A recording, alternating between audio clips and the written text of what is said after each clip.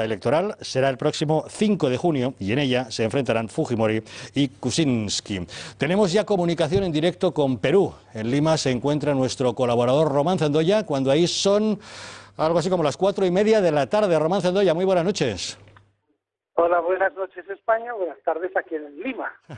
Keiko Fujimori se ha impuesto en esta primera vuelta. En la segunda ronda deberá enfrentarse con el conservador Pedro Pablo Kuczynski, con lo que el debate, Román, se desarrollará en la derecha, ya que la izquierda ha quedado eliminada al no obtener mejor resultado Verónica Mendoza, ¿no es así? Sí, vamos a ver, Perú de una manera muy inteligente ha votado hasta en contra de lo que son las corrientes habituales en este cono sur y ha votado un 75% a fuerzas de centro derecha y la izquierda peruana ha quedado en un 25%, en el que la que ha quedado en tercera posición tenía el apoyo de Pablo Iglesias explícito, Verónica Mendoza, y bueno, realmente el Perú ha decidido optar por el desarrollo y el progreso que ofrecen los partidos de centro derecha en este país, lo cual demuestra la inteligencia del pueblo peruano. Keiko ha rescatado de su padre Alberto Fujimori esa política populista que le acerca a los más necesitados, pero ¿le ha perjudicado la condena de su padre por corrupción?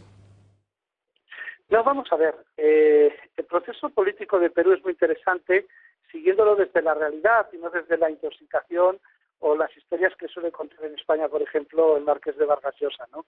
Es decir, aquí en el Perú, cuando ya cambió, se hizo la transición con el presidente Paniagua, con el gobierno de Alejandro Toledo, se hizo un juicio tanto político como judicial respecto a lo que fueron los gobiernos de Fujimori, y aquí no ha habido, al igual que en Argentina o en Chile, leyes de amnistía o de punto final. Aquí hubo justicia y aquellos que fueron declarados culpables, como el presidente Fujimori y otros cuantos, están en las cárceles, los que fueron declarados inocentes gozan de plena libertad, pero fueron sometidos a la justicia y al juicio político. Keiko también pasó por ello, porque por el divorcio de sus papás fue primera dama de este país. Es una persona que puede ejercer tranquila y libremente la política. Lo que pasa que efectivamente Keiko Fujimori ha hecho una política de trabajo constante. En las elecciones de hace 5 años, en la segunda vuelta, se quedó a un punto del presidente Humala y en estas elecciones, su fuerza parlamentaria, porque en Perú se vota de una manera distinta que en España, se vota por separado a presidente, al Congreso de los Diputados y al Parlamento Andino, que es el equivalente, digamos, al Parlamento Europeo. Ha sacado mayoría absoluta en el Parlamento, ha sacado mayoría absoluta para el Parlamento Andino y en su elección no ha sacado esa mayoría absoluta porque parte de sus votantes a presidente han decidido votar por PPK para evitar la llegada de Verónica Mendoza y la izquierda a esa segunda vuelta.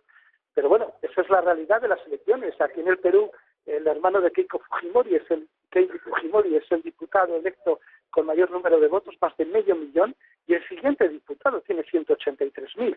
Es decir, que todo ese Perú negro que representa el apellido Fujimori lo deben de ver los que no viven en el Perú y, en cambio, los que disfrutan del Perú, viven del Perú y del progreso económico durante 15 años de crecimiento constante del Perú, resulta que votan por Fujimori.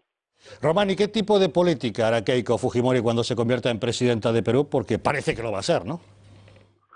Sí, porque además Verónica Mendoza y la izquierda ha dicho que no va a apoyar a ninguno de los dos candidatos, por lo tanto la diferencia porcentual que ya hay entre PPK y Keiko Fujimori parece insalvable, ¿no? Hay que hacer una segunda vuelta. En las campañas electorales lo que hay que hacer es no meter la pata, porque eso sí que afecta, lo demás es una constante que se produce de devenir del voto. ¿Y qué política va a hacer? Pues la de trabajar con las bases y con las partes más desfavorecidas, porque Keiko Fujimori hace una política social de derechas, y luego la de recuperar la inversión y el pulso público de inversiones, porque el Perú, en cuanto a deuda, tiene solo 20 puntos de su PIB, no como España, que estamos en el 103, tiene un balance económico de equilibrio, no de déficit, como estamos acostumbrados a vivir en Europa, y lo que ha pasado en estos 5 años del presidente Humala es que todas esas inversiones de desarrollo y progreso que hace falta en infraestructuras no se han hecho, retrasando el crecimiento en 2 puntos por año, es decir, 10 puntos de PIB, que es la política menos inclusiva para evitar la pobreza en el país, y tanto PPK como Keiko Fujimori, en cuanto a política económica, no se van a diferenciar prácticamente en nada. Es decir, que a nivel de inversiones extranjeras como la española, que es la número 1 en el país, y de seguridad jurídica, pues sigue habiendo mucha tranquilidad para seguir invirtiendo y desarrollando este país en positivo, porque hoy es desde luego que ha ganado es el Perú y probablemente el que ha perdido es Vargas Llosa. Román Zendoya, analista político del Gato al Agua, en directo desde Perú. Muchísimas gracias y muy buenas noches.